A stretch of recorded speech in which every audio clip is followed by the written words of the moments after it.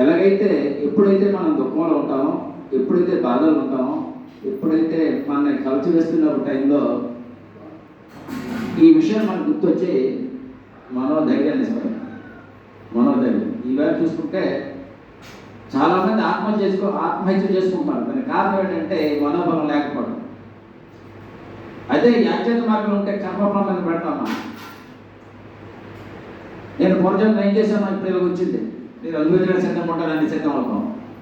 అదే మార్గం లేనివాడు ఏం చేస్తాడంటే దుఃఖానికి గురవక ఏదో ఆత్మహత్య చేసుకుంటాడు. పరమాత్మ ఇచ్చినటువంటి ఈ జన్మ నుంచి కర్మం చేసుకుంటున్నాడు. ఒకసారి రామహర్షి గారికి ఒక ఆయన వచ్చాడు, ప్రముఖ సైంటిస్ట్ ఒక ఆయన వచ్చి ఆయన రామహర్షిని ఒక ప్రశ్న వేశాడు. పునర్జన్మ ఉందంటున్నారు, నేను నమ్మను. ఎలాగా పునర్జన్మ ఈ శరీరం పెట్టుబడితో మళ్ళీ జన్మకు వస్తుంది? పునర్జన్మ నువ్వు గతంలో చేసిన కర్మలు ఇప్పుడు వస్తాయని చెప్తున్నాను, దాన్ని నేను నమ్మడానికి ఆధారాలు ఏమున్నాయని అడిగాడు. అడిగితే ఆయన ఏం చేశారంటే, ఒక పని చేయి, ఆ సందులో ఒక గోస ఆసుపత్రి ఉంది. ఆ గోస ఆసుపత్రిలో ఈ రోజు నుంచి 7 రోజులు అక్కడ డెలివరీ అవుతున్నటువంటి పిల్లల తాలూకా తల్లిదండ్రుల తాలూకా పిల్లలు తల్లిదండ్రుల లిస్టు, వాళ్ళ ఆ కుటుంబం తాలూకా వివరాలు రాసి తీసేదని చెప్పారు. ఈయన వెళ్ళాడు, ఒక వారం రోజులు హాస్పిటల్ దగ్గర ఉన్నాడు. ఏ రోజు ఎవరు డెలివరీ అవుతున్నారు, ఎవరు ఏమిటి, వాళ్ళ తల్లిదండ్రులు ఎవరు, వాళ్ళ తాలూకా ఆర్థిక పరిస్థితి అంటే ఆ పిల్లలు ఇవన్నీ రాసుకొస్తున్నాడు. ఈ వారం రోజుల్లో ఒక ఆ జిల్లా అధికారి తాలూకా భార్య వచ్చి ప్రశ్నించింది. ప్రశ్నిస్తే ఆవిడకి బ్రహ్మాండమైన రూమ్లో పెట్టి సౌకర్యవంతమైనటువంటి ప్రసవం చేశారు.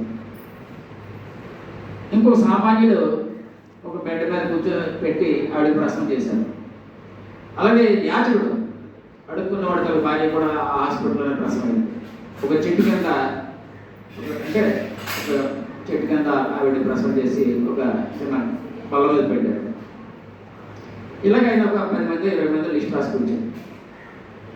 మొదటి వాడు పుట్టిన వెంటనే ఏమంటున్నాడు కలెక్టర్ గారు కొడుకు అని చెప్తున్నారు. చూడండి, పుట్టిన తర్వాత కలెక్టర్ గారు కొడుకు కాదు, కలెక్టర్ గారు జన్మించినంత కానీ ఆ కొడుకు గౌరవం వచ్చింది.